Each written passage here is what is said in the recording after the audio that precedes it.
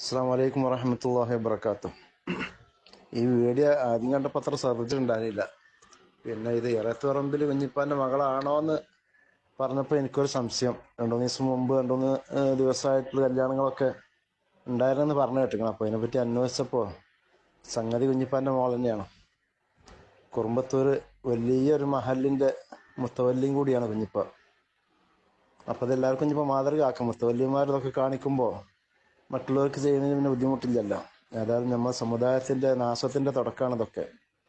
എവിടെ നോക്കിയാലും അനാചാരങ്ങളും ഹറാമുകൾ മാത്രം. എല്ലാവർക്കും അറിയാം ഇത്രയും കാര്യങ്ങളൊക്കെ തനി ഹറാമാണെന്ന് എല്ലാവർക്കും അറിയാം. എന്നാലും ഈ മുത്തവല്ലി സ്ഥാനത്ത് ഇരിക്കുന്ന ആൾക്കാർ വരെ, അതായത് ഇപ്പോൾ ഈ എല്ലാ വലിയ പണ്ഡിതന്മാരൊക്കെ വന്ന് നിക്കാഹും കാര്യമൊക്കെ കഴിച്ചിട്ടുണ്ടാവും. ഇപ്പോൾ അതിന് തങ്ങന്മാരും പണ്ഡിതന്മാരൊക്കെ വന്നിട്ട് വലിയ നിക്കാഹൊക്കെ കഴിഞ്ഞിട്ടുണ്ടാവും. അത് കഴിഞ്ഞിട്ട് പിന്നെ കാട്ടിക്കൂട്ടുന്നതാണിത്. നമ്മുടെ പോക്ക് എവിടേക്കാണ്? അള്ളാഹു നമ്മളൊക്കെ കാത്തു രക്ഷിക്കട്ടെ. നമ്മൾ മഴയില്ല എന്ന് പറഞ്ഞു. എങ്ങനെയാണ് മഴ പെയ്യുക? ഇങ്ങനെയൊക്കെ അള്ളാഹു മുഹമ്മദ് സല്ലല്ലാഹു അലൈഹി വസല്ലം തങ്ങളുടെ ഉമ്മത്തിനെ ദുനിയാവെന്ന് പരീക്ഷിക്കണ്ടെന്ന് റസൂൽ ദ്വാരുന്നതുകൊണ്ടായിരിക്കും നമ്മൾക്ക് വലിയ പരീക്ഷണമൊന്നും വരാത്തത്. അള്ളാഹു സുബ്ഹാനഹു വ തആല നമ്മളെല്ലാവരെയും കാത്തു രക്ഷിക്കട്ടെ.